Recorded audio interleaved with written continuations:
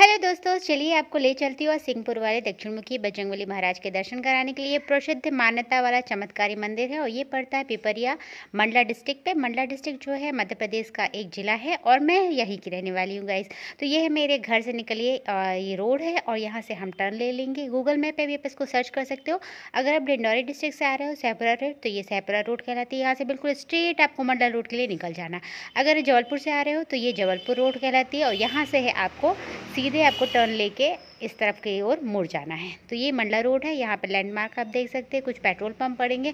अभी 2-4 ढाबा भी खुलने वाले गए, तो आप चिंता करने की बिल्कुल ज़रूरत नहीं है। आपको खाने पीने की सारी व्यवस्था यहाँ पे मिल जाएगी। इस तरह का साइन बोर्ड आप देखते जाइए और मंडला रोड के लोग आगे की तरफ बढ़ते जाइए। पिपरिया आने के बाद आपको एक छोटा सा जगह मिलेगा जिसको बोलते हैं सिंहपुर, और वहाँ पर मैं आपको लैंडमार्क दिखा दूँगी जहाँ से आप जो है मुड़ जाएंगे। तो ये एक घर है और इस घर के सामने जो है सेम घर देखिएगा, बहुत कम ही घर है यहाँ पर। और यहाँ पर आप पूछकर बिल्कुल छोटा सा शॉर्ट गली है, वहाँ से आप जो इस मंदिर पे आ जाएंगे। तो हमने यहाँ पे पूरा विधि विधान से पूजा अर्चना करी, जैसे कि हम लोग को चोला चढ़ाना था, प्रसाद मुनि के लड्डू चढ़ाइए। आप यहाँ पर आप बैठकर जो है मंत्रोच्चारण कर सकते हैं। हनुमान जी के जो चालीसा है वो संकल्प ले सकते हैं, 11 बार पढ़ने का, 5 बार पढ़ने का, 21 बार पढ़ने का, जैसे कि मैंने यहाँ पे पढ़ा था। और अच्छी तरह से इसको आप यहाँ पे श्रृंगार कीजिए उनका, जो भी आप लेकर आए। यहाँ पर एक और चीज़ अब मैं आपको कहानी बताना चाहूँगी कि ये बेसिकली मंदिर जो है, जो मूर्ति ये निकली है, ये मूर्ति बेसिकली कुआं से निकली है, यानी कि एक वेल से निकली है, यानी स्वयं प्रकट हुई है। और आप एक छोटा सा उनके पैरों के नीचे एक मूर्ति देखेंगे, जैसा आप पिक्चर पे देख पा रहे हैं।